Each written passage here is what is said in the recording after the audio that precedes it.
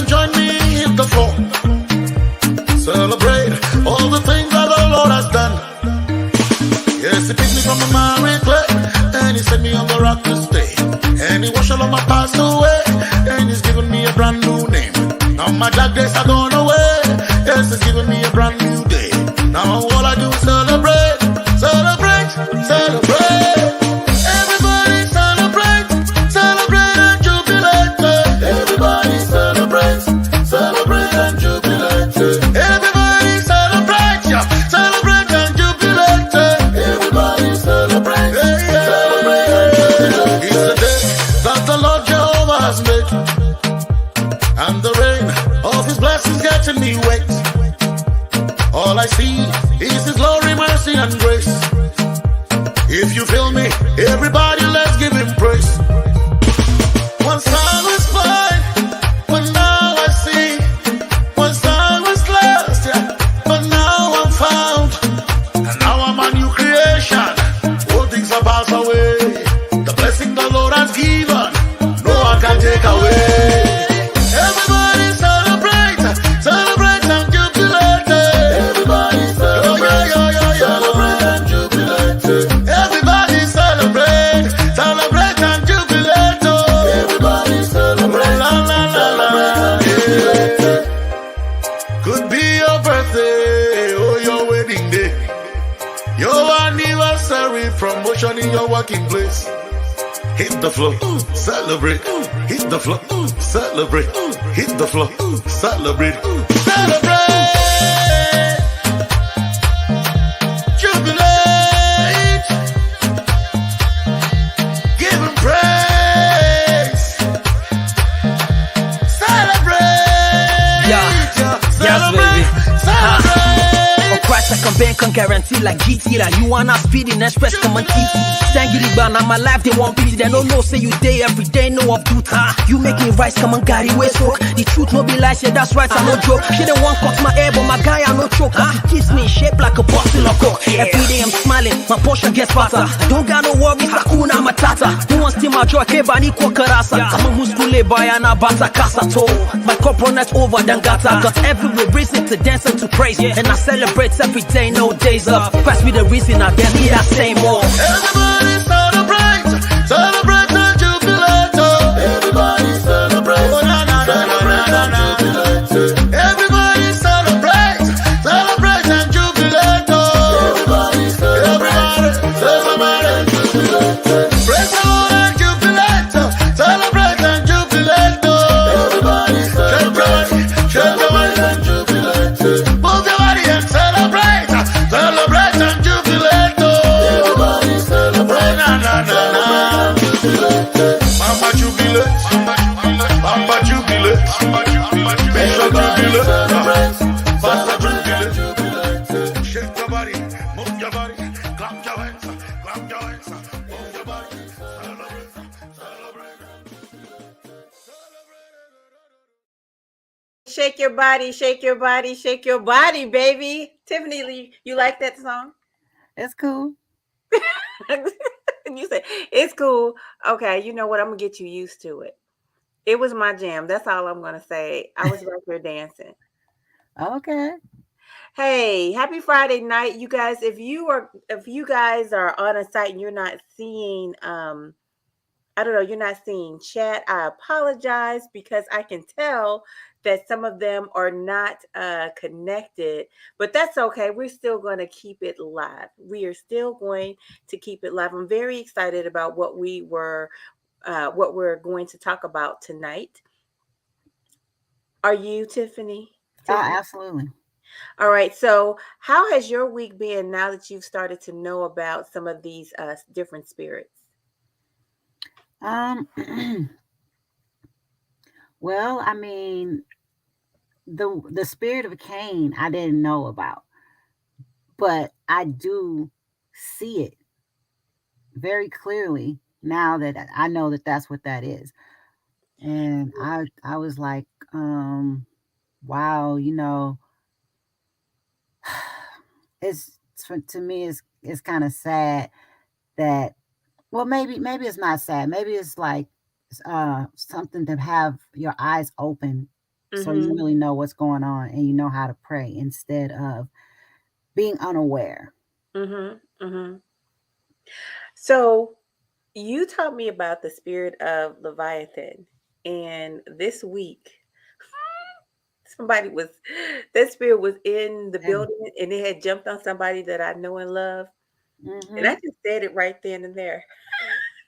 Before I said, Spirit of Leviathan, out. Out in Jesus' name. I did. In And like Jesus' name. I did. I Blood. Yes. I I did, and like the atmosphere just completely changed. But I'm gonna tell you something interesting.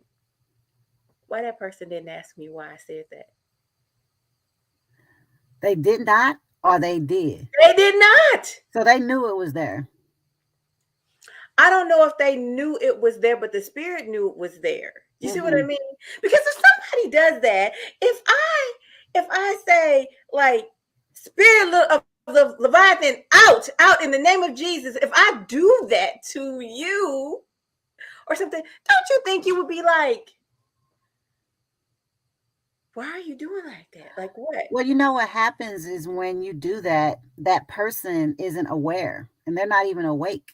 They don't even know that that spirit is there. They don't know what, they don't even know anything. They don't even know or remember you even said that. I'm gonna go ahead and receive that because like Because they you can haven't. ask them, you could ask them like, what just happened? And they were like, Uh-huh, they'll probably tell you something that happened before that, but mhm, anything after that or whatever, whenever you started saying, speaking out, they mhm, probably were not there. The spirit mhm. was there, but they probably was like unconscious. Maybe you are right. I mean, Maybe I've you are seen right. several deliverances before. I've watched them on TV. I've watched them on like pastors do it. Okay. And sometimes people fall when it happens. And I'm not gonna then, act like I know what I'm doing, but it was freaky. It was well, weird. the Holy Uh, Spirit does that. okay. Because I've cast out demons out of people in my around me, and I didn't even What? know that's what I was doing Okay. because Come it was again. not me that was doing it. It was the Holy Spirit speaking through me because He knew it was there. Okay. So what did you say? Just whatever He told me to say at the time. Like one time, I was just speaking the word of God, and I was just saying things that and then that's another thing I don't really remember. I don't Mm. remember what I said. I don't. Sometimes I do, and sometimes I don't. Sometimes you remember and sometimes you don't. Yeah, because Okay, I sometimes find that weird. one time I prayed over my son, and I just started. I told him I needed to anoint his head with oil and pray over him, and I started saying stuff like, remove all the toxic people out of his life and things like that. And then all of a sudden, things started changing, and God started operating and removing people from his life. Okay, so did it happen? Yeah, yeah. And it was a friend of his that he thought was a friend and he was trying to help. And you wouldn't believe the story I have to tell about that. I'm ready for it. I'm ready for it. The guy um tried to drown himself. Huh? Yeah, they went to a swimming pool at someone's house, Okay. and my son knows how to swim in deep water, and this person did not. So he told Okay. him to stay into the shallow area, but he decided that he wanted to go into the deep area. Okay. And he went all the way down and almost drowned. And the girl that he liked had to give him CPR or whatever. Oh my goodness. And him and his best friend gave him CPR. And that's how they figured out that, he was. I mean, I just kept on asking him to repeat what happened. I just kept asking because the story didn't add up. Because usually, if you don't know how to swim, you're not over there trying to be in the deep water because you don't want anything like that to happen to you. You're scared. Right. But Right. it seemed it, and it was just a very weird thing, but that's what he did. He tried to do that on purpose. Wow. Well, I don't know. I just want to say I'm glad your son was okay. Yeah, it was very traumatizing for him because they were all trying to save him. Mm. Welcome, Dennis. Take yourself off mute. Hello, You ladies. hello. You missed my song. Hello. I'm sorry.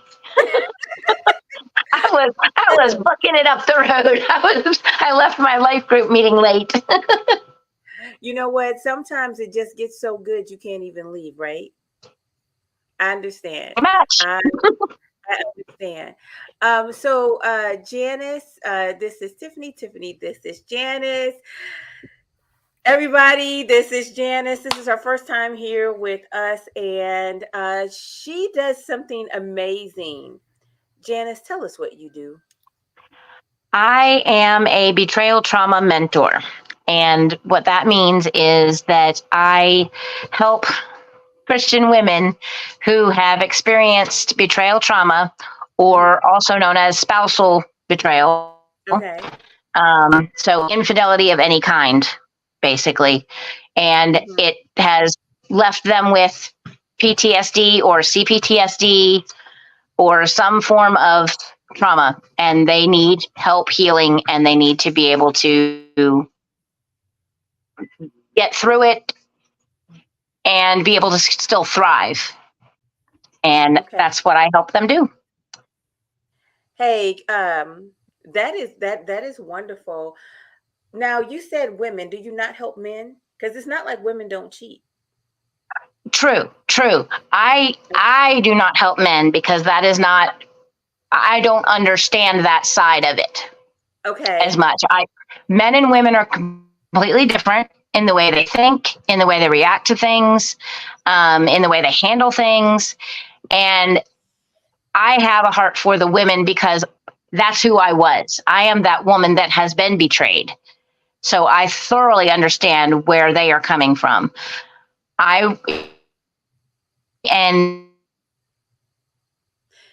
You're freezing, but while you're froze, big ups, Krishan. I'm glad you were stopping by, girlfriend, giving Miss Janice all the love. I'm glad that you are here. And she's frozen. I want to talk about something I'm going to play us a little bit later on. And so let me just set it up a little bit. Remember I sent you that book? Yes. Did you get into any of it? No, I have not had a chance to yet. I think I'll do it this weekend. Okay. So basically, this young lady, she was a Nickelodeon star. Okay. And it was her mother's dream to be, in Hollywood, to be an actress or whatever. But you know how sometimes an actress will push their dream off onto their children. Okay. Now, not in the first part of the book, she doesn't say that her mother's a narcissist. It's just that I'm listening to this book and I'm like, oh my God, her mother's a narcissist. Her mother's manipulative. And I listened to her memoir as she writes the book and she explains her story. And I see how all of a sudden she's attracted to other narcissists. Oh, you're back. We're happy you're back. Yeah, my internet's being wonky. Sorry. That happens. It happens to me. It happens to the best of us. It happens to the best of us. And Krishan, you are welcome to come up if you like, my sweet, at any time. So just know you can come up if you want to. And so right now, Janice, what I'm doing is I'm talking about a book that I am going to let everybody have a little bit of a piece of. And so basically, she played on iCarly. She was the blonde girl off of iCarly. But anyway, so her mother was a narcissist. Now, at this point, she ends up dating a narcissist man. Okay. And so it seeps throughout her life. It makes her have a eating disorder and all of this. And it actually affects her, how she sees herself and her purity. But hold on, I just want to play this for you. Let me wait. And I also have to do a language warning for those of us who are language sensitive. Tiffany, I know you give me one curse word. I'm sorry. I think there might be more than one, but to get No, into, I give you three. you'll give me three. Three. But thank you. Look, thank you for the grace. And in addition to, it's not just, it's the type of curse words. If you're Right. saying GD, I might be like, okay, I can't with that. You can't say Right. that. But if you're saying a lot of F-bombs, like in the very beginning, I mean, I'm saying like just one after the other. I'm like, oh no. Yeah. So it's not one after another, but it is enough to make you go woo wee. Okay, just putting that out there. Welcome, Robin. Welcome, Robin. What we're doing is we're taking a look at a family dynamic, and that's what you're about to listen to. This is the young lady who used to play on iCarly. So I'm about to put it on. So look, I've done all my warnings, and the book is called "I'm Glad My Mom Died." Okay, so you've heard of this book before? I've heard of the book. I have not read it yet, but I have seen ads for it. I've heard of the book. I actually wanted to read it. Yeah. Who read it? Which person? I haven't read it, but that's on my list of books to read. Well, you're about to get into it. It is worth it. It is worth it. Oh, Krishan, I'm sorry you have the flu, sweetie pie. But yes, it is worth it. Feel better and hang out with us. All right. So right now, I'm going to just take it a little bit back, a little bit more. Right now, she is telling her mother a lie. Okay, here we go. The sensation is exhilarating and overwhelming and scary. In this moment, I know that one way or another, we're going to be. Hold on. I might need a little bit more grace. All right. She just expects it. This is not my first ever solo apartment. This is our apartment. We are roommates.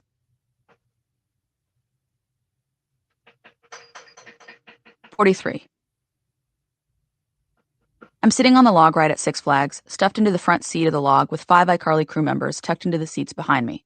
My coworker Joe, the one seated directly behind me, keeps touching me. At first I couldn't tell if it was an accident since I know he's in his 30s and has a girlfriend, but now it's happened so many times that I'm sure it's on purpose. I say nothing because the truth is it feels nice. The truth is I want him to touch me like this. Our friendship has been flirty for the past few months, ever since we were the first 2 in the room before a table read. Joe and I got to talking, and he mentioned his favorite movie, Dazed and Confused, which I went home and watched that night so that we'd have something to talk about the next day. I wanted so badly to impress him since he was older and wiser than me. We swapped words with friends' usernames, and Joe started offering me rides home from work, where he'd play Daft Punk albums front to back and explain to me what made their music so genius. I didn't really like the electronic sound, but I loved that Joe wanted to teach me why I should. Now he's touching me. The way he's touching me. This is another level, or so I assume. I've never been touched like this before, so I don't know exactly. Sure, there was the kiss with Lucas at the Hampton Inn, but since then, romance has been non-existent in my life. All I know is that this feels like more than just a friendly touch. My whole body tingles when his hand lands on my back. The sensation is exhilarating and overwhelming and scary. In this moment, I know that one way or another, we're going to be together. Okay, guys, I just want to highlight this man is 30. He's about 10 plus years older than her at this particular point. So I did not want that to be lost on us. Here we go.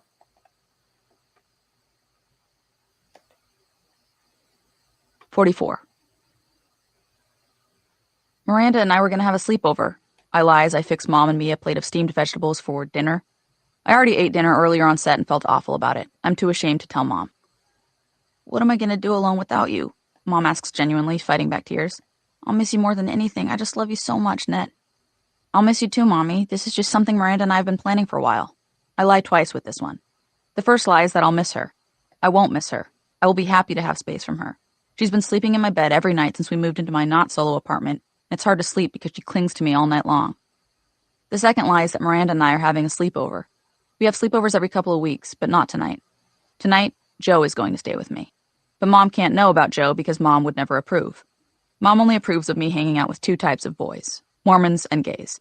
And even then she wants to supervise the hangout, just because a boy reads 3rd Nephi. I set the plate of steamed vegetables in front of Mom. She pokes at a cube of squash before forking it into her mouth.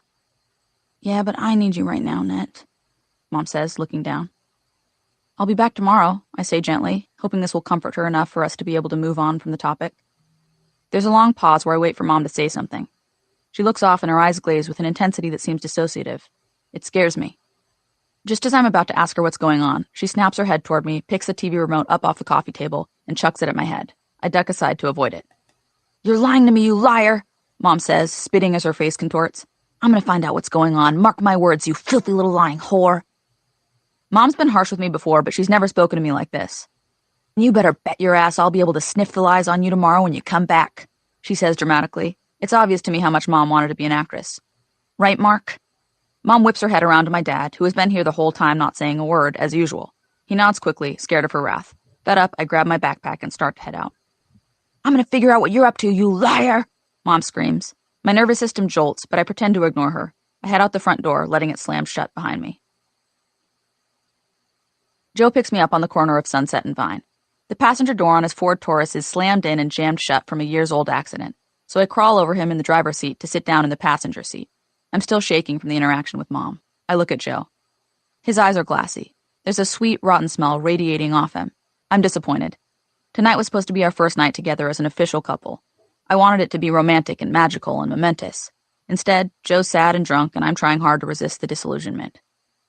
Did you do it? I ask anxiously. Yes, I broke up with her. I wouldn't be here if I didn't, he says, his words slurring. Right. How are you? He snort laughs. How do you think I am? Joe looks down like he feels bad for snapping. This side of him comes out when he's drunk. He starts driving to the Sheraton Universal where I booked us a room. I'm concerned that he's driving while drunk, but I fear bringing this up because I know it'll make him more erratic. Okay. I just had to pause because so much happened in just that little bit. Tell me where you are, girls. Tell me what's jumping out at you.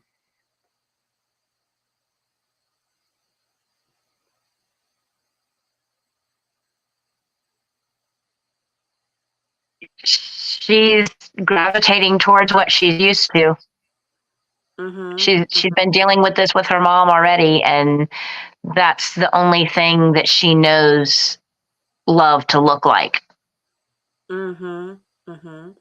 So she's gotten connected with an older man. Number 2, he's drunk. Number 3, he's yelling at her, and this is supposed to be her losing her virginity. She's about to lose her virginity to a drunk man who was with another woman. Yeah. And then right before that, what her mother said to her about being a whore and everything like that, like she already knew. So it just seemed like that's something spiritual too. Like there's a connection of the spirits knowing what they're doing because they're planning all this stuff.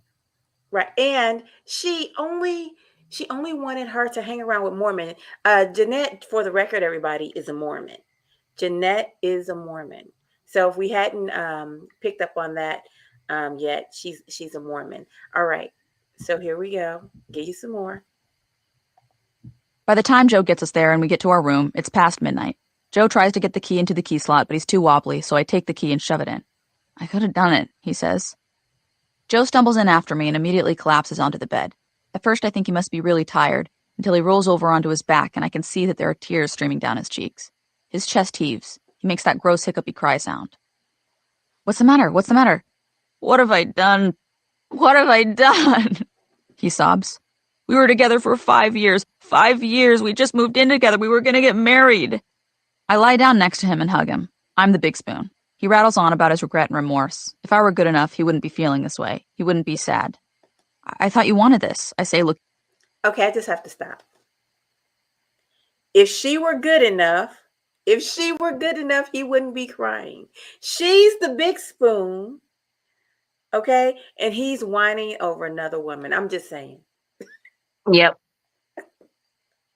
I'm just saying. Okay. For reassurance. You won't even have sex with me, he wails. It's true. I won't have sex with him. Even though my family stopped going to church, there are still a few rules of the religion that for whatever reason I can't bring myself to break. One of them being no sex before marriage. We've been seeing each other for the past 3 months. We keep things secretive at work, which really causes the tension to build up. Then after work most nights, we get together for a few hours. At his place if his girlfriend's not around, at his friend's place if she is. We've made out and rubbed on each other, but we've never had sex and I've never even touched his penis. I'm sorry, I'm just not ready, I tell him with a finality that makes me proud. Well, can you give me a blowjob at least? Joe lifts his head off the bed like a hopeful, needy puppy. I don't want to do that. Joe throws his head back onto the pillow and the tears are replaced with a sharp anger. This is ridiculous. My needs aren't being met. We can make out, I offer. I don't want to make out. I'm 32 years old. I feel stupid for suggesting the idea, and embarrassed for not being sexually advanced enough to meet Joe's needs. Even though I'm 18, I feel like a child. You're too young for me. This is never gonna work. Joe starts to get up off the bed.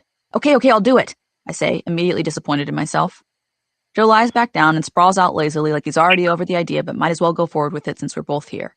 He unzips his pants and pulls out his penis. I look at it for a long time. What am I supposed to do? I've never done this before. Yeah, it's not a turn on when you say shit like that. I've seen a certain shortness to Joe at times, but this feels different. I could justify his behavior as him being drunker than normal. Since I've never had alcohol myself, other than that splash of the creator's spiked coffee, this is hard for me to gauge, so I usually just guess how much he's had by how crooked he's walking or how slurred his words are. I could also justify his behavior as him being overwhelmed with grief from his breakup, but honestly, I don't even need to justify it as anything because I'm so desperate to be with him. He's so much older than me and cooler than me, and I've never felt this way about anyone before, so I know he must have something special. I dive forward, and then I start doing it. Licking it and sucking it and hoping that's what I'm supposed to be doing and hoping I'm doing it in a way that's pleasurable to him. But I have no idea. I've been an actor for... Give me some feedback. Give me some feedback. That cycle. I mean, just I could see his face because he's going from the, oh, poor me, come help me feel better. And when she doesn't give him what he's wanting with that, immediately switches into anger, which triggers her to go straight into, oh no, I'm sorry, don't leave me, which is exactly what he wanted. And then he gets what he wanted, and she still feels bad, and she's belittled, and he gets what he wants. And that cycle is going to just continue. That is the typical cycle. She is in a trauma bond, and and she cannot see it. She can't see it at this stage. You can't see it when you're in the middle of it. And so I just want to highlight that I feel that she was nurtured into the trauma bond by her mother. Oh yeah. In the first place. Ing says, what's wrong with making out? Nothing's wrong with making out. Absolutely nothing. Especially when you're 18. That's probably all you should be doing. Nothing more. But you certainly shouldn't be doing it with a 32-year-old man. 18? Yeah. And he was expressing that because he was trying to shame her into doing what he wanted.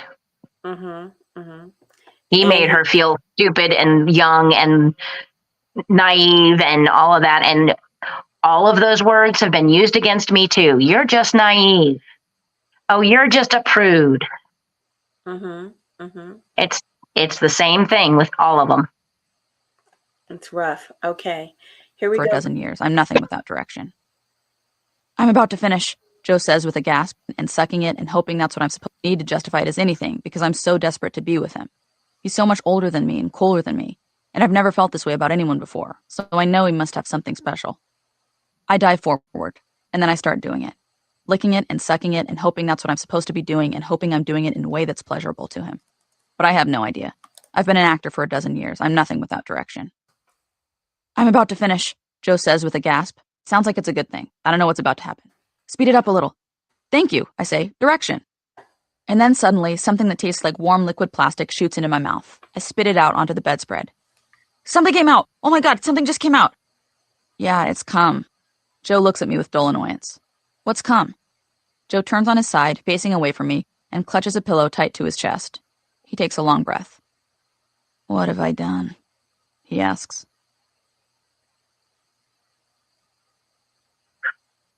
"45. Aloha. The pretty Four Seasons Resort Maui employee greets us as she drapes a floral lei around my neck and a nut lei around Joe's. Joe's eyes linger on the employee for 0.2 seconds too long. I hate the bitch. I make a mental note to work on jealousy someday whenever I get around to it. We check into the hotel, reiterating multiple times that the reservation is under my name and not Joe's. Whether it's the age difference between Joe and me or just sexism, nobody seems to believe that a trip to the Four Seasons might be my doing and not his. Granted, it's not exactly my doing. It's Nickelodeon's doing. This was each cast member's 5th season wrap gift, 4 nights and 5 days at the Four Seasons Resort Maui at Wailea for the cast member and 1 guest. Of course, Joe's my guest. We've been together for a year at this point, and our relationship has settled into a nice groove. Sure, 50% of the time, things are chaotic and tumultuous. Joe's drunk and I'm hysterical. Joe's upset that I'm too possessive, and I'm upset that Joe's gotten back into debt 3 weeks after I paid it off for him. But the other 50% of the time, things are great. We watch reruns of Survivor. We have stupid but fun inside jokes. We laugh a lot. We still haven't had sex, but I've gotten better at giving blowjobs. This relationship looks and feels to me like a huge step up from my parents' relationship. They had the screaming, tumultuous fighting part, but none of the fun. The only problem is that Mom still doesn't know about our relationship. Mom had to... I just want, you know what? Every time I listen to this, I'm just cringing. I want to go save her so badly. I want to go save her. I'm curious. This is for Tiffany. Tiffany, would you say this is the spirit of Jezebel? Would you say this is the spirit of Leviathan? Or what would you say? What spirit would you say this is? I really don't know at this point. A lot of times it is the spirit of Jezebel whenever you're having like a sexual perversion, perverted sex. That's what Jezebel loves, that kind of stuff. Jezebel loves to have you having sex outside of marriage. Things that God doesn't approve of. That's Jezebel is what or will be trying to push those boundaries. So it could be. Okay. Fair enough.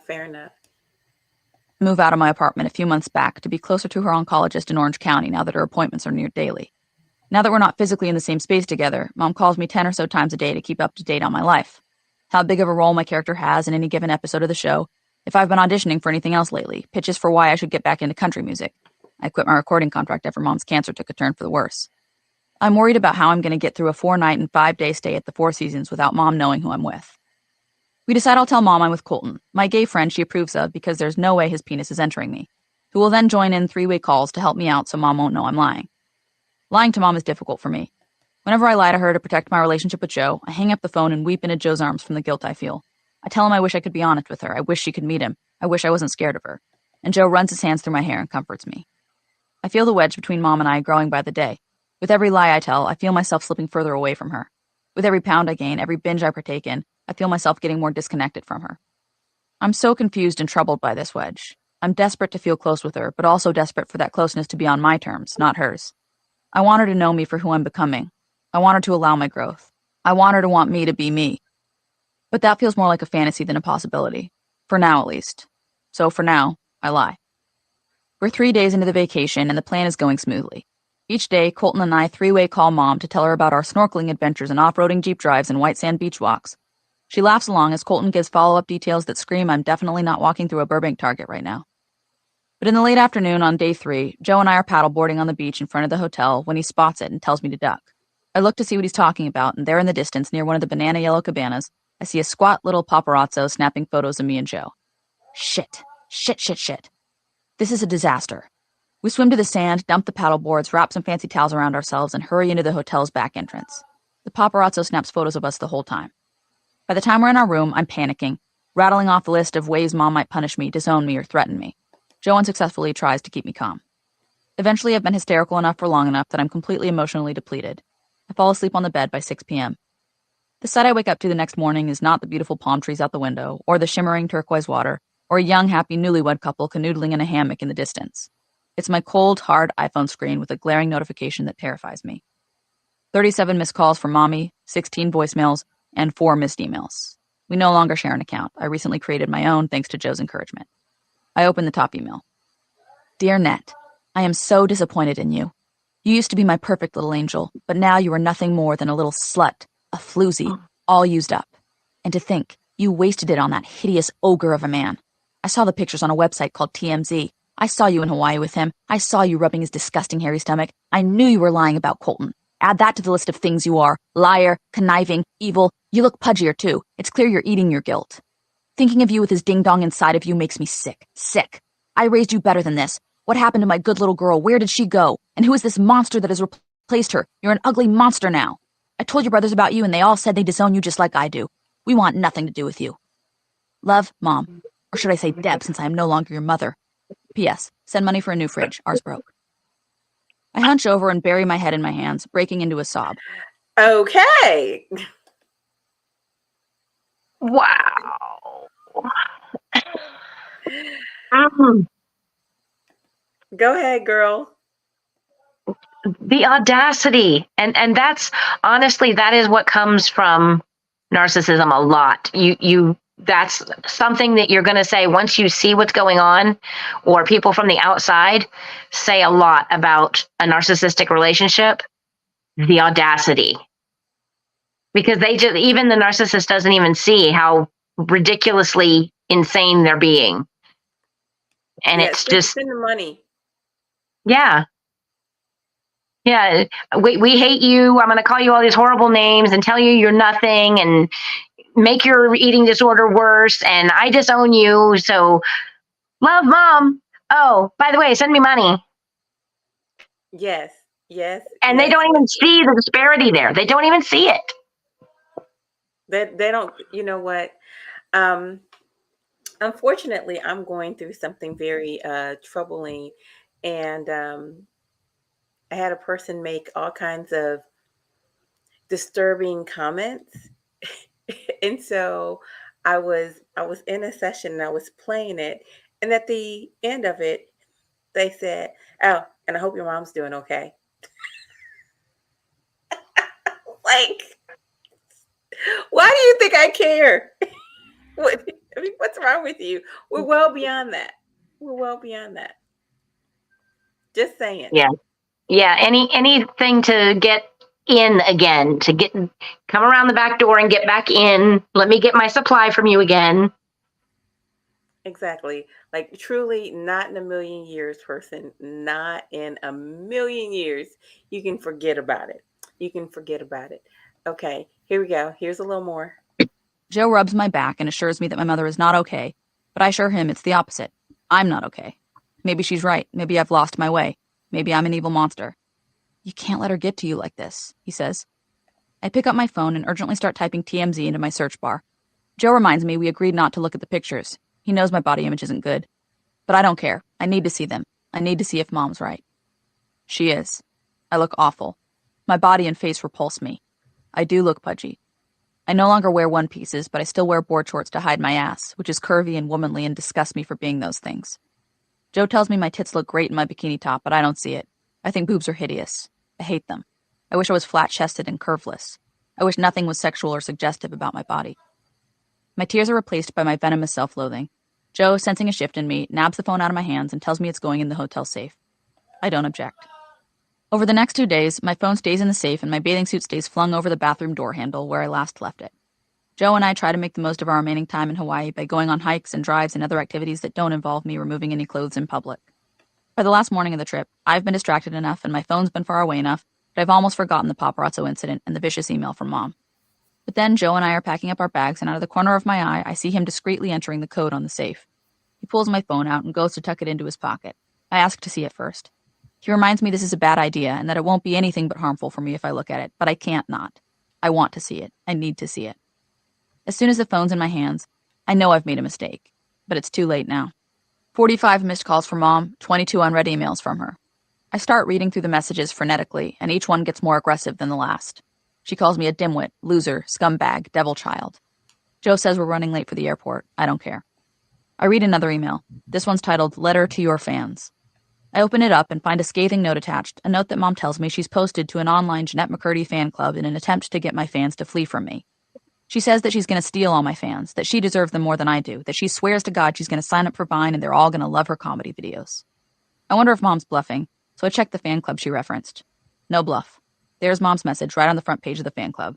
I almost can't believe it. I go back to my email and another new message from Mom has popped up. I open it. You caused my cancer to come back. I hope you're happy knowing this. You have to live with this fact. You gave me cancer. I draft a response to her, asking if we can just sit down and talk this out face to face. I'm sure that if she'll just grant me that, I can explain myself enough to earn her approval. I'm desperate, pleading. My dear Nani Mommy, please can we at least just meet up in person to talk about this, please? Just me and you. We can sit down and talk this out. I can answer any questions you have. Please, Mommy, I hate letting you down. I would do anything to not disappoint you. I feel confident that if you knew the whole situation, you wouldn't think these things about me. I love you so much. I want to be close to you again. I miss you. Love, Nettie. Okay, as your mouths are just like this. Tiffany, tell me what's on your heart. Am I on me? Okay. I guess I'm processing what just happened here. Like, I know I was looking shocked, but I really am not, because I know that that's what she's going through and that's what she's dealing with. But I guess it just takes me to my life and I can make a connection with it. I guess that's what it is. That's what the look is, because it's like, even if my situation is not the same exact thing that happened to her, it's still the same procedure or the same Process. Yeah. that, and then just the same results and the same it does the Emotions. same thing. I It see you makes you feel, personalizing those emotions. yeah, I think that's what's going on, because I'm like, man, I felt the shame, and then wanting approval from your parents, and feeling that abandonment, and I mean, it's really deep. Mm-hmm. So my question right now is, how would you encourage someone in that moment, or how would you help them pray in that moment? Because for me, just like you girls, this feels very real. But how do we invite the Holy Spirit into a moment like that? Is really what I'm wondering. I guess just do it. I guess just say what's on your heart at the time, because that's But what what would be on your heart? What? I So mean. let's put I some don't really words to know. it. I don't really know. It just seems like,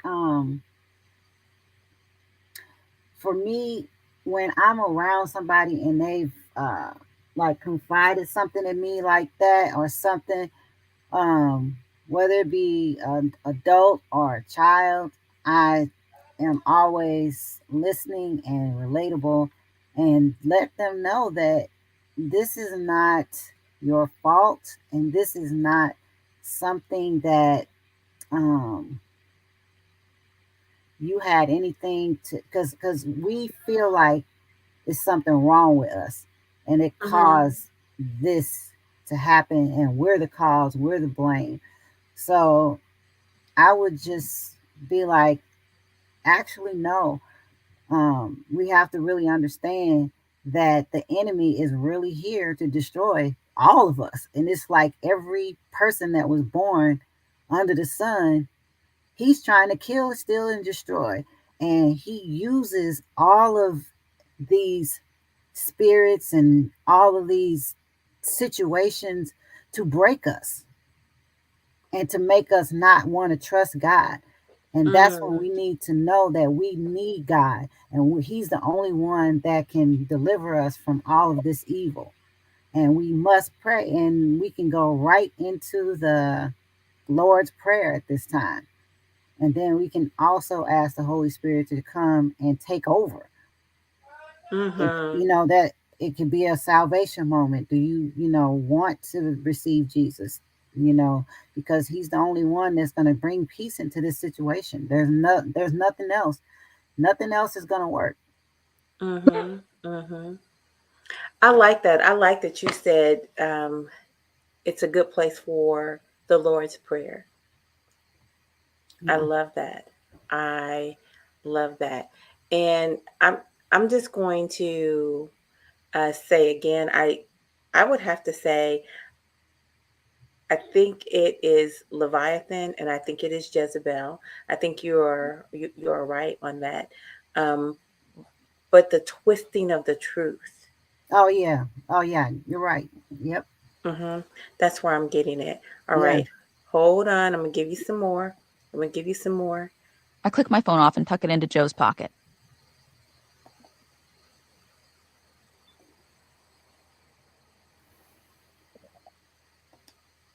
He asks what she said. I tell him nothing. I'm numb, catatonic. The entire plane ride home, I don't say a word. Over the past few years, Mom and I have grown apart in a way that I never thought was possible. Between Fame and Joe, the strain between me and Mom has gotten nearly intolerable. Plus, there's the strain of her cancer. Maybe all of this is actually just about the strain of her cancer. Why can't she admit that she's dying? Why can't I admit that she's dying? I hate her for caring so much about Fame, and she hates me for caring so much about Joe. There seems to be more hate than love for each other right now, but maybe we're both just scared. Maybe we're just letting this wedge between us grow because deep down we both know that soon enough this wedge will be out of our control. The plane lands. While we're circling the tarmac, I open my email draft to Mom. I hit send. Moments later, my phone pings with a response from Mom. Sure, we can meet up. P.S. Remind her to send fridge money. Our yogurt has soured.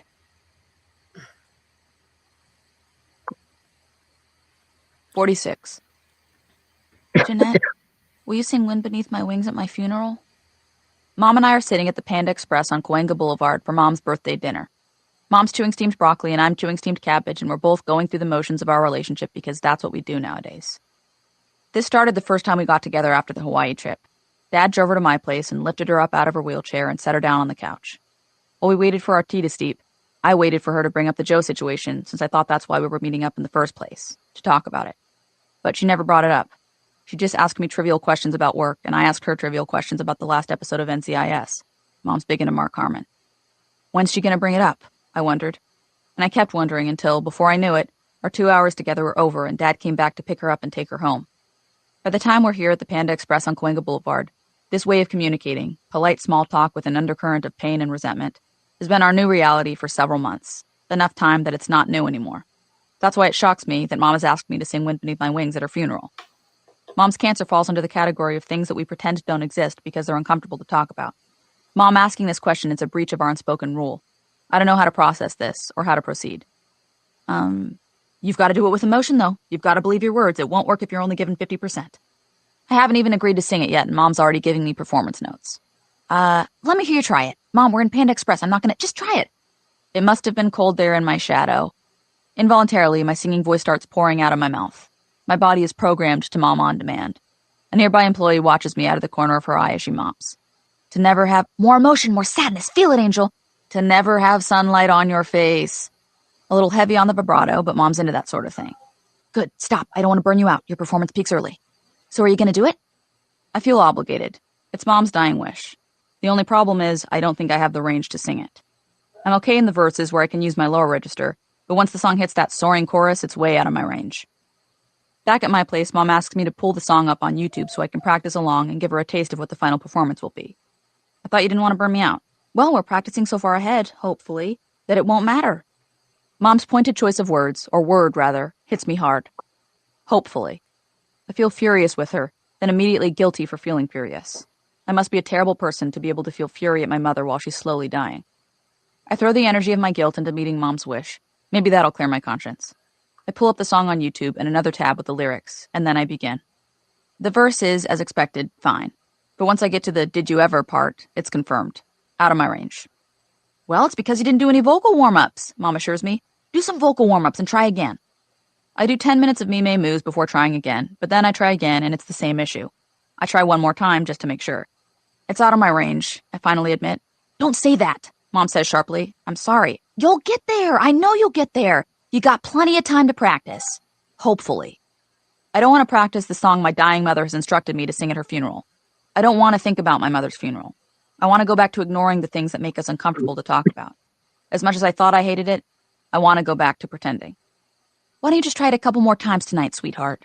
Mom urges as she removes her UGG hat to scratch her bald head. On the surface, it seems like such a sad gesture, but I could swear she's doing this manipulatively. I click back to the beginning of the song. The twinkly 1980s intro starts. I try again.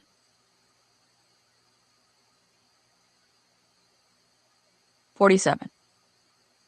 You're going the wrong way," I tell Grandpa over speakerphone as I watch him from my window. Whoops. He pulls a 180 with Mom's wheelchair and starts heading in the opposite direction. I'm looking down at them from the courtyard-facing window of my apartment. I chose this apartment for its view, or rather for what's not its view. The most desired units in the complex are the ones facing Sunset Boulevard, looking right out onto the bustling city. But there was no way I would have gone for one of those, because those complexes face Nickelodeon Studios. And plastered on the side of Nickelodeon Studios is a bright purple and yellow billboard for iCarly, complete with my fake sibilance, Heather's hand and watching froth spill out of her mouth. We pass the poster again. I see my dead-eyed grin and my stupid fucking outdated hairstyle. My life is mocking me.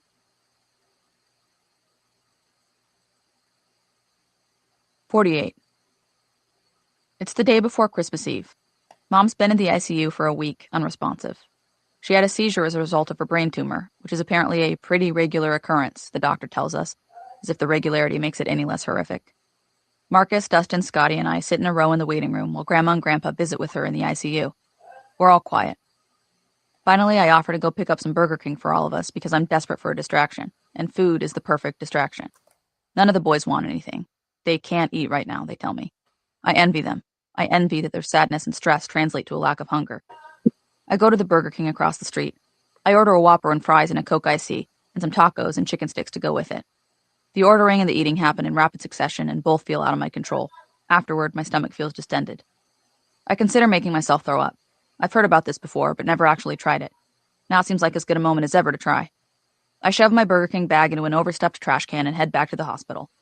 I rush through the entrance doors, cut through the lobby, and hop on the elevator, excited about my new plan. I get off the elevator at the ICU. My brothers are no longer in the waiting room. They must be visiting Mom. I head to the 2-stall bathroom and make sure no one else is in there. Then I kneel on the cold, hard, tiled hospital floor and shove my fingers down my throat. Ow. I poke the back of my throat. It hurts, but nothing comes out. I try again. Nothing. One more time. Still nothing. Fuck this. I give up. I wash my hands. I'm a failure at not eating, and I'm a failure at getting rid of the food I do eat. I hurry down the hallway and push open the heavy door that leads to Mom's ICU room. Marcus, Dustin, and Scotty are standing around her. You can barely make out the shape of her little body underneath the hospital sheets and blankets. She's awake, Dustin tells me. I rush over to her bedside and take her hand in mine. I love the way her hands feel. They're small and her fingers are short. Her skin is shiny and warm. Net, she says as she turns her head feebly to look at me. My eyes well with tears. Maybe she's going to be okay after all. I can't believe it. I'm elated. The boys said you stopped at Burger King. You don't need to be eating that stuff. A lot of grams of fat in a Whopper. I beam. A tear trickles down my cheek. Mom's gonna live. For now, she's gonna live. I know, Mama. I know. I did get it without mayo. She sighs. Still. I couldn't wait for you girls to hear that part. I couldn't wait for y'all to hear that part. Dying bed. On the deathbed. Welcome back, Robin. But yeah, she's on her bed. Yes, yes. I know you've been listening. I know you've been listening. On her dying bed, she's worried about her daughter eating Burger King. Janice, I saw you like this. Yeah. Like I said, the audacity. The audacity. Yes, wowing. Yeah. Yeah, and to answer your question from before too, I agree with Tiffany about the Lord's Prayer and about maybe turning that into a salvation call. Also, I would tackle the lies that she's believing. That's where I would go first and show her, look, these are the things that you believe about yourself. And that's because your trauma and the people who are abusing you have told you these things. And the way your life has gone has told you these things. But here's what God says. Here's what God says you are to him. And he's the one that created you in his image. And he's the one that gets to say who you are, not these people. You want to know something? The way I see it, she has her mom as her God. Oh, yeah. Oh, yeah. And that's how I was for a long time. I had my husband was my God. And before that, my dad was my God. And I didn't realize it until too late. I was deep in the muck and mire. I've been a Christian since I was a kid, but I still fell right into it. The idolatry. And I mean, yep. And I mean, the devil is a liar. This is his go-to. He's going to lie. He's going to take the truth and twist it just a little bit. And I noticed that too in the part where Joe was comforting her and telling her, your mom is wrong, and you need to not listen to her. He was right. He was right about that. The problem is, his goal was to get her away from everybody else and entwined with him in the same way she had been entwined with her mom. Yeah. So he uses the truth to pull her into a lie. And that is the basic trick of the devil from the get-go. That's what he did to Eve, and that's what he keeps on doing forever. Yes, we have the drunk narcissist trying to knock out the greedy narcissist. There you go. Yeah. Yeah. Oh my gosh. Okay, hold on. Here we go. Where are we? 49. Miranda's crying. I'm crying. We're both crying. We can't stop crying. For me, it's not that iCarly's ending. It's not that today is our last day ever taping iCarly. That I'm fine with, even excited about. Definitely ready for. Even though I'm wary of starting my spinoff, I'm glad to at least be saying goodbye to this project that makes me feel like I'm living every day in the Groundhog Day movie, doing the same thing over and over again. The reason I'm crying is that I don't know what will become of my friendship with Miranda. We've gotten so close, like sisters, but without the passive aggression and weird tensions. I have my judgments around female friendships being catty and petty and backstabby, but that couldn't be further from the truth with Miranda. With Miranda, it's always been so easy. Our friendship is pure. And AD... Wait, so do we need to talk about that? Do we need to talk about female friends? Y'all gonna all be quiet? Are y'all choking? What's going on? I'm sorry. I was distracted by that the Burger King. Yes. Okay, okay, got it. Okay. Ing is a funny guy. He's a very funny, sweet guy. Okay, so that's what that was about. I got it. Yeah. I don't know why that hit me like that. That was maybe hilarious. you have to have mayo too. I don't know. Yeah. Yeah, you're not giving me a burger without any mayo, that's for sure. Okay. Fair enough. Fair enough. All right. Robin, do you have to have mayo as well?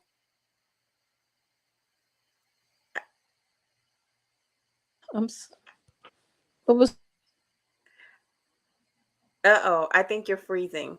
I'm going to just say yes. I'm going to say you need mayo. He hands me and Miranda a tissue. We blow our noses hideously and get back on our marks to do one last take of the final scene we're shooting together. The sadness takes both of us over. We hold each other and cry. This feeling of sadness and ending is really common on sets. You get to know the people around you so intimately because you're around them more than you're around your family, for a period of time. And then you aren't anymore.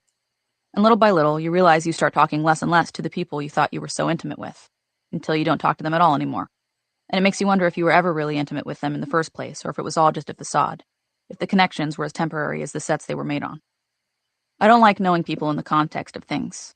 Oh, that's the person I work out with. That's the person I'm in a book club with. That's the person I did that show with. Because once the context ends, so does a friendship. I yearn to know the people I love deeply and intimately, without context, without boxes. And I yearn for them to know me that way too. And as much as I think I know Miranda deeply and intimately, I don't like that I know her through the context of iCarly. Because iCarly is ending, and I don't want our friendship to end with it. You know, I find it interesting that all of this was going on behind the scenes of iCarly. You know, Yeah. that was a very sweet, this hilarious show, innocent, right? But all this was going on behind the scenes. 50. Are you sure? I'm positive. Now's not the time to throw us away. Now's when you need us most. I don't think so. I think if I go through these next few months with you, I'll get too attached. Why don't you want to be attached? Isn't being attached to someone a good thing? Isn't that what love is? I'm just worried about being attached while my mom's, I can't say it out loud. The realer it becomes, the more I can't say it out loud. Doctors have been saying that mom's health is rapidly declining for a while, long enough for me to question their use of the word rapidly.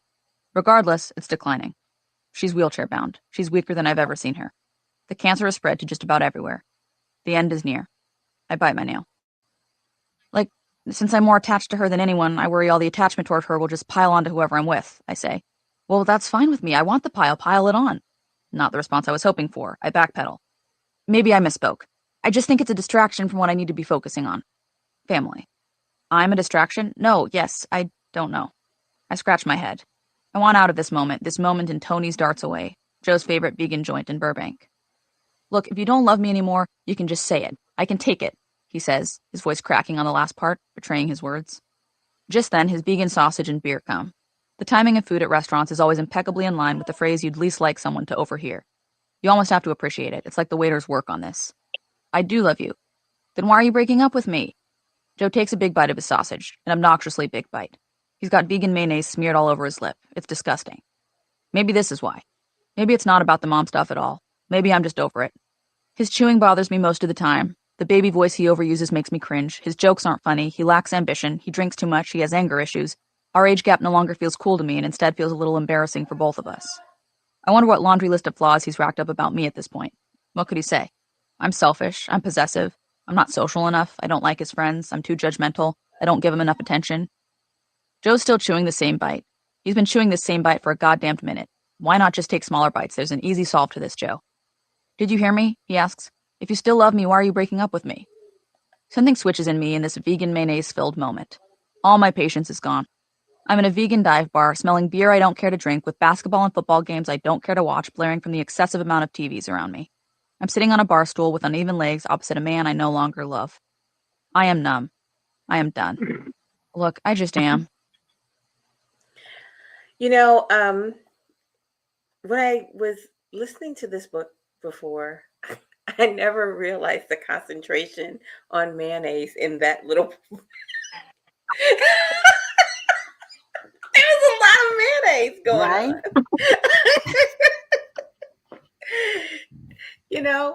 That was completely lost on me.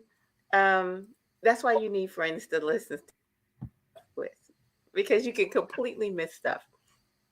So I'm kind of proud of her in this moment, even though I think, she's being inconsiderate of his feelings, but I think she needs to have this boundary.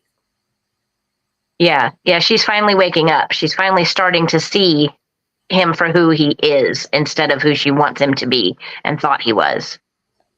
Yeah, that's the difference. Right. Oh my God. I feel like I need to difference in the sandwich. It does. Yes. We need to call these the mayonnaise chronicles. My goodness. Right.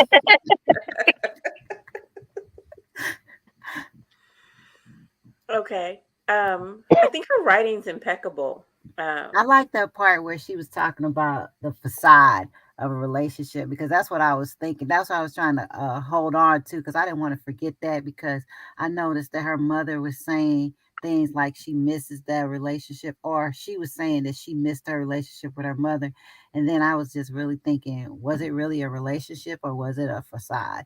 Was she pretending? And it's like maybe something was really there, but it was so much diluted through those demonic spirits that was taken over, that they were not even able to connect like they should have been able to.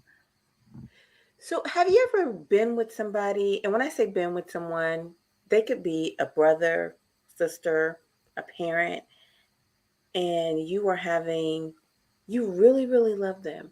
Then all of a sudden, you had to wonder, did you ever really love me? Yeah.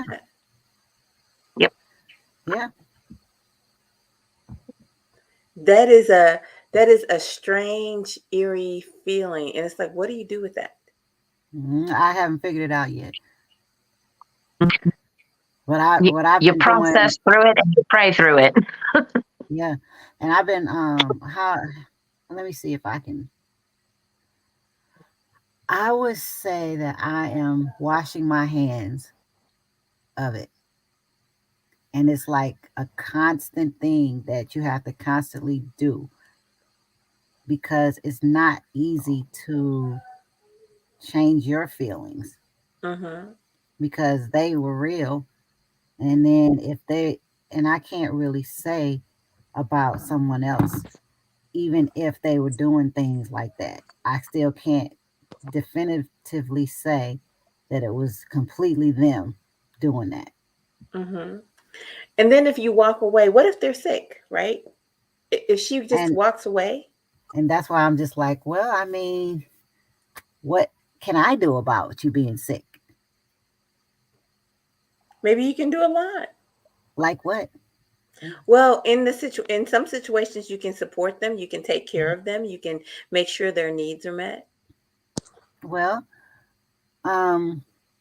if this person was there destroying everything about my life, then how am I going to be able to do that? Well, I'm not going to say they're destroying your life. They're just using you for what you have available. They're using you for your love. They're using you for your affection. They're using... That is destroying your life. It is. That is destroying your life. If they are behaving the way her mother is, it is not safe for her to be there. Not safe. Because she's still talking trash, in the wheelchair, making her feel like, she's horrible. That's why she got an eating disorder. Because she feels disgusting because you said that, and that's the way that you talk to me. You have a filthy mouth, and I have to sit here and take it, and then that's toxic to me. You're killing me, and it's time for you to go anyway. Yeah, I would say I don't care who it is, mother, father, brother, sister, husband. I don't care. If they are being that toxic, I do not have any obligation left.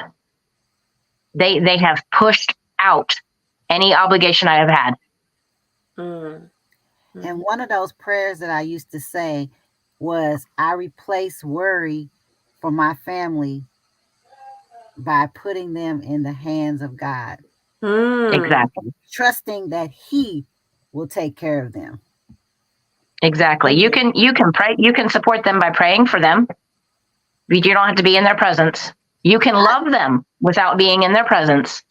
I'll tell you, that prayer book, it had all the answers to stuff. I mean, and I didn't even know that it was narcissism. I didn't know what it was.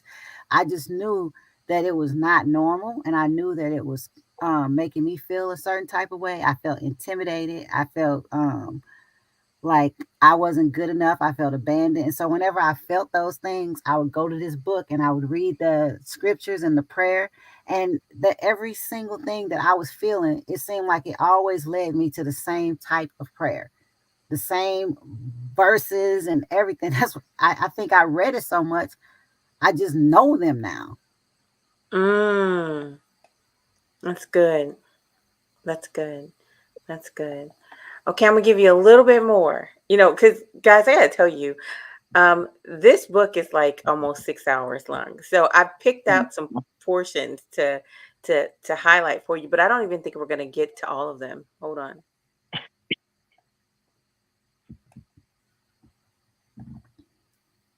My battery may die soon, so if I disappear, I'm sorry. I thought it was going to be harmless. She's in a coma. But you said the doctors were great. She's not doing well. You need to get to the hospital right away.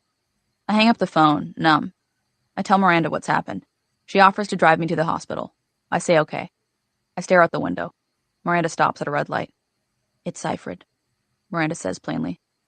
I looked it up.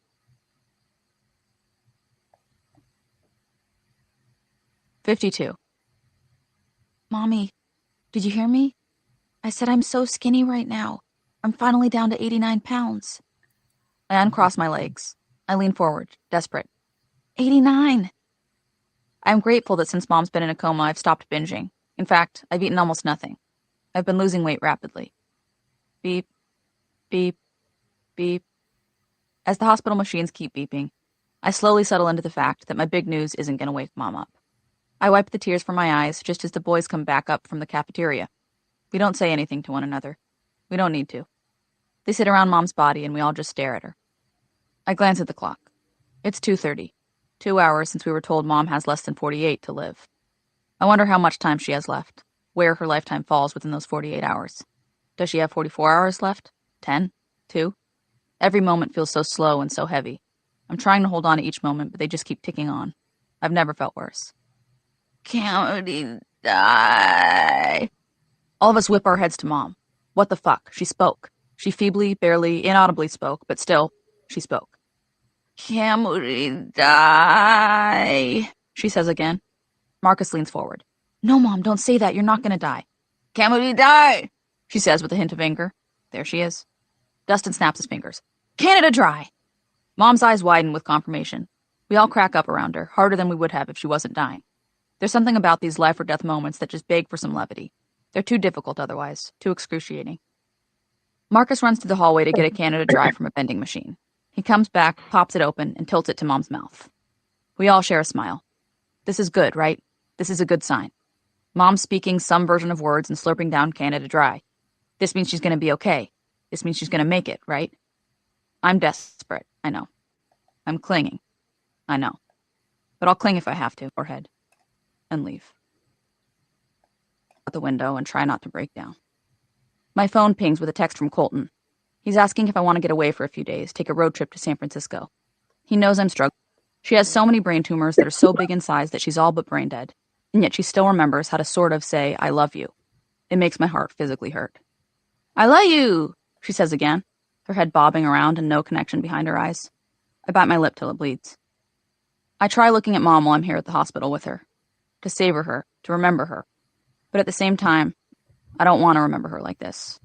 So every time I look at her, within moments, I look away again. Sometimes I'll force myself to grab her hands and tell her I love her and that I'm here for her.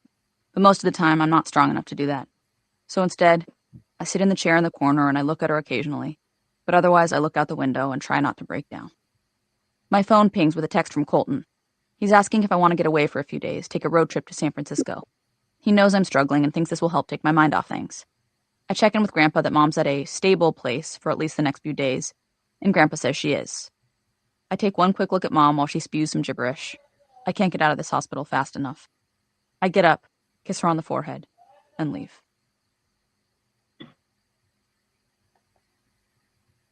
53.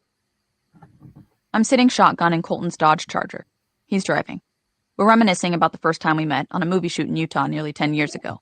We're 15 miles from San Francisco when he suggests we pick up a little alcohol to drink back at the hotel. I've never had alcohol before, more so because I was scared of it after seeing Joe's relationship with it than because I'm holding on to any Mormon values or anything. But if there's anyone I'd try drinking with, it's Colton.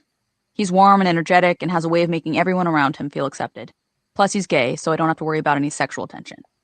We crack open the bottle the second we get to our hotel room and pour a shot's worth each into the 2 plastic courtesy cups from the bathroom. We open a packet of Sour Patch Kids so we can suck on them as soon as we take our shots. You ready? Colton asks excitedly. I nod. He counts us in. 1, 2, 3. We plug our noses, swallow our drinks, and suck on the Sour Patch Kids. I don't feel anything, I say, confused. Colton agrees, so we take another shot. Okay, still not much, but now I feel like it's slight dizziness. Colton agrees, so we take another shot. Ooh, I think I'm starting to feel it. Colton agrees, so we take one more, just in case. Before we can determine how the 4th shot feels, we've jumped on the beds, played hide-and-seek in the hotel hallway, and snuck into the pool even though it's closed. We've planned a short film we're going to make together where we're handcuffed to each other for a week. We've tried to find handcuffs. Luckily, we We haven't. The next morning, I wake up energized, mascara smudged all under my eyes like a raccoon, still wearing yesterday's outfit. That was one of the best nights of my life, I declare. Colton agrees, and we debate taking another shot. Ultimately, we decide we'll wait until nighttime so we have something to look forward to. And my God, am I looking forward to it. I can't believe I've waited so long to get drunk. It's an incredible, one-of-a-kind feeling. When I'm drunk, all of my worries disappear. Hating my body, the shame I feel about my eating habits, coping with my dying mother, starring in a show I'm humiliated to be a part of, it all just goes away. When I'm drunk, I'm less anxious, less inhibited, less worried about what Mom would want or think of me. In fact, when I'm drunk, the voice of Mom judging me evaporates completely. I can't wait for tonight.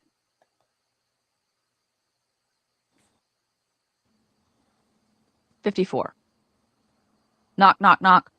I jolt awake, startled by the noise. Ow, my head's throbbing. I rub my temples. This must be what it feels like to be hungover. I've only heard about what it feels like to be hungover, but I've never actually felt it for myself, despite the fact that I've gotten drunk almost every night for the past 3 weeks since having my first sip of Tennessee Honey Jack with Colton in San Francisco. Up until this point, every time I've gotten drunk, I've been able to wake up the next morning unscathed, regardless of what and how much I drank. But today's different for whatever reason. Was it the tequila? The nick ridiculous this sentence sounds. I don't know, some thing I'm supposed to be hosting, so I really shouldn't go. They say it'll happen today. I freeze, shocked for a beat, but not for long. I've experienced this moment many times before. Somebody says Mom's gonna die, and then she doesn't. I go back to tugging on the zipper. Yeah, but I start, knowing Dad will know what I mean. But what?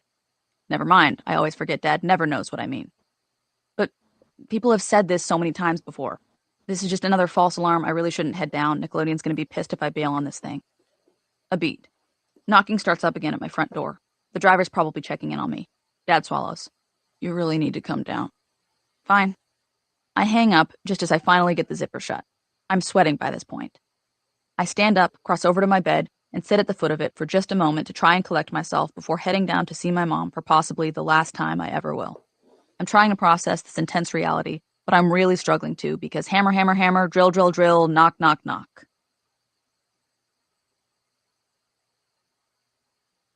55.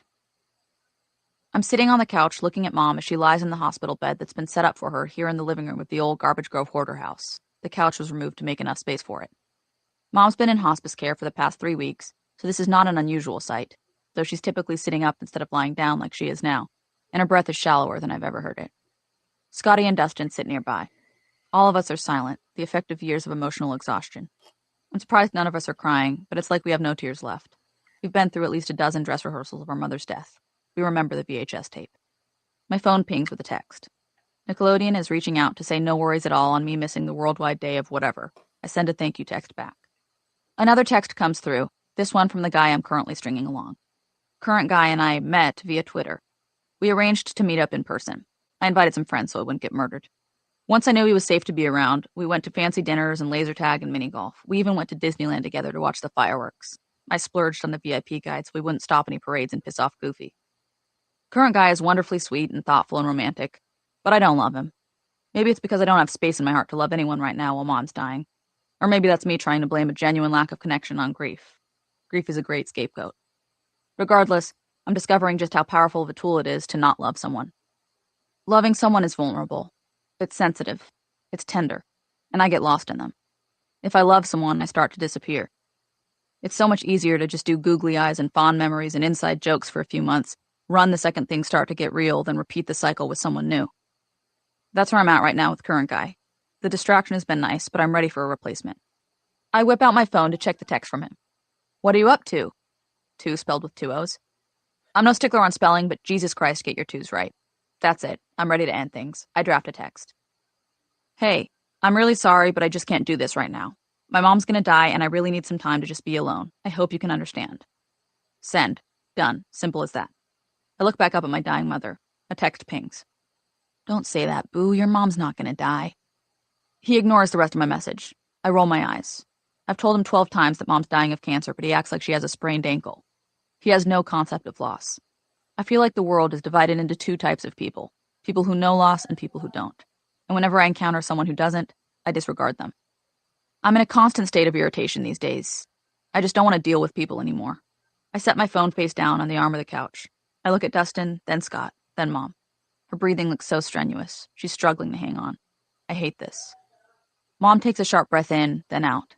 The hospice nurse locks eyes with Dad, gives a slight nod. Dad looks at us. Mom's gone. We're all numb. We don't cry. We just sit. In silence. Finally, I pick up my phone. 100 messages have poured in. Everyone's heard. E-News broke the story.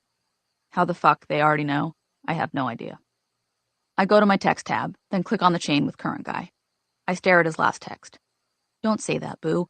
Your mom's not gonna die. I text him back. She just did. Oh, there we go. There we go. Listen, I could be here all night listening to this. It's something. Turn on your mic, Tiffany. But yeah. Thoughts, ladies? Thoughts? I'm here for it. I mean, I guess I feel like it was the right time to start looking into stuff like this, because we can actually see that other people are going through the same exact thing, even if it seemed like they have the best life, seem like they have a better life than us. They seem like they're doing so great and everything like that, and they're going through almost the exact same thing. Like, it's just so common. And then people don't really share these things like that. It's just becoming, I don't know what I'm trying to say. Yeah, no, I get it. Yeah, it's because we feel like we're so alone in it, so we don't share it, and therefore all the other people who are going through it also feel alone in it and don't share it. So we don't know that we're not alone in it because we're not sharing it. Right. There you go. And that's part of the whole cycle too, is the isolation. We tend to isolate, and they tend to isolate us. Mm-hmm. And so it's part of the whole cycle. If they can isolate you and make you think that you're the only one that's this dumb, and you're the only one that's, causing these kind of problems, and if you could just be like everybody else. Right. I feel like this is your lane. This is your lane, Janice, just because you are actively helping women who are going through this trauma. Yeah, and it's beautiful to see when the light bulb comes on. Mm-hmm. And what's your even website, Janice? What's your website? It's 𝐍𝐚𝐫𝐜𝐢𝐬𝐬-𝐂𝐚𝐢.com. Okay, type it in the private chat so I can copy it for everybody. Because this is your business. I just realized. Well, I didn't just realize, but I feel like I need to say it. This is your business. This is what you do. And this is the type of woman you would be helping. Yeah. Mm-hmm. Mm-hmm. But the betrayal wasn't from a man in this particular case. The betrayal was from her mother. It started with right. Yeah. Betrayal trauma can be that as well. I do focus mainly on spousal betrayal and infidelity, mm-hmm. but it's the same kind of trauma. It's betrayal trauma is whenever somebody who you count on for your well-being and your safety mm-hmm. betrays you or neglects you and betrays your trust, basically. Mm-hmm. Mm-hmm. So yeah, it's the same kind of trauma. It will end up in CPTSD, which is complex post-traumatic stress disorder, which is different than just post-traumatic stress disorder. What's the difference? Post-traumatic stress disorder is more what you would normally think of like soldiers coming out of war. There's one big incident that was really traumatic, or mm-hmm. a big accident, one big incident. Complex post-traumatic stress disorder is a bunch of little incidents that keep happening, or the same kind of incident that happens over and over and over and over and over again. And so it just gets compounded on top of each other. And so it has to be handled even differently. Maybe most of America has compound post-traumatic stress disorder. Compound post-traumatic stress disorder. Disorder. Yes. Yeah. Wow. Where did you learn about that at? I learned about it because I was trying to figure out how to fix my marriage. It's where it started. Because I did think, I knew that he wasn't doing everything the way he was supposed to, but I fell for the lies that, hey, if you're a good enough wife, if you love him enough, if you be submissive enough, if you pray hard enough, then it'll fix it. Mm-hmm. You can pray him better. You can love him better. You can. No, he has active choices, and God will deal with him on his own. His stuff is not dependent on what I do. I have responsibilities in a relationship, but him getting better is not dependent on what I do. That's between him and God. That's good. Me getting better is between me and God. And it's good to make me better, but don't confuse that with if I get better, that means he gets better. It's not necessarily true. That's good. But I came across Sherry, I think you say her last name Keffer. Okay. Keffer. And she also is a betrayal trauma specialist, and she has lots of letters with her name. And I read her book, Intimate Deception. And that is where I learned about CPTSD and all of that. And she and her group are part of what got me through and helped me to see what was going on. And then there were other groups that I found after that too, but there are not many that do what Sherry does. And there are certainly not many that focus on the Christian aspect of it. Sherry is a Christian, but I just said intimate deception. It sounds like the kind of thing that I would be interested in, I don't know, reading and learning about. Yeah, it's her life story with her dealing with her ex-husband who betrayed her over and over again in multiple ways. Wow. I mean, but betrayal and manipulation, they're not victimless, and it does leave you shattered for a long time. Tiffany, you're being asked, do you have any contact information you want to drop? But you don't have a website or anything like that. Not yet. Not yet. Just hang tight. She's coming. Yeah, I'll come along. Okay, but look, it's very much appreciated. All the love is definitely appreciated.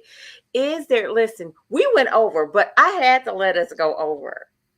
I had to let us go over with what we were doing, because we could probably be here another hour, to be very honest, maybe more.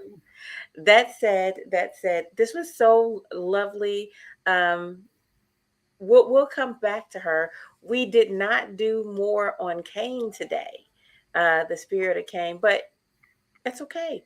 We'll have time another time. That's right. Make time for it. We'll make time for it another time. I am so glad that everybody spent time with us this evening. It has been a good time. Yes. Love you all. Thanks for having me. My pleasure. I'm going to take you next week. That's right. See you next week. I'm going to take us out on a little jam, on a little ditty. Yeah, exactly. Bam. Here.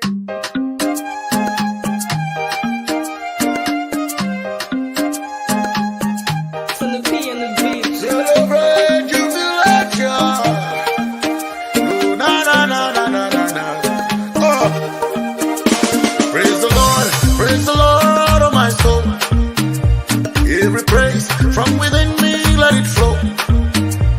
Everybody, come and join me in the floor. Celebrate all the things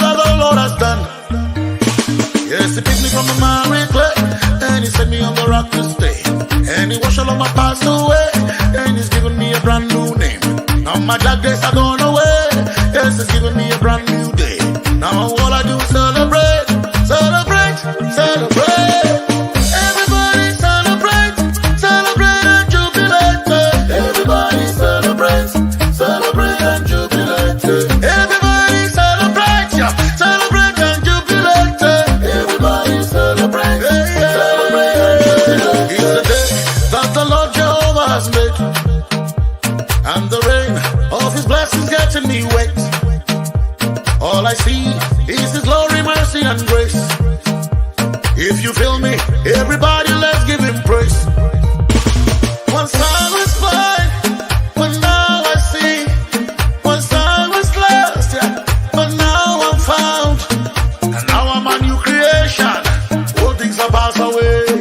The blessing the Lord has given, no one can take away. Everybody celebrate, celebrate and jubilate. Everybody celebrate, celebrate and jubilate. Everybody celebrate, celebrate and jubilate. Everybody celebrate, la la la la. Yeah. Could be your birthday or your wedding day, your anniversary, promotion in your working place. Hit the floor, celebrate. Hit the floor, celebrate. Hit the floor, celebrate. Celebrate.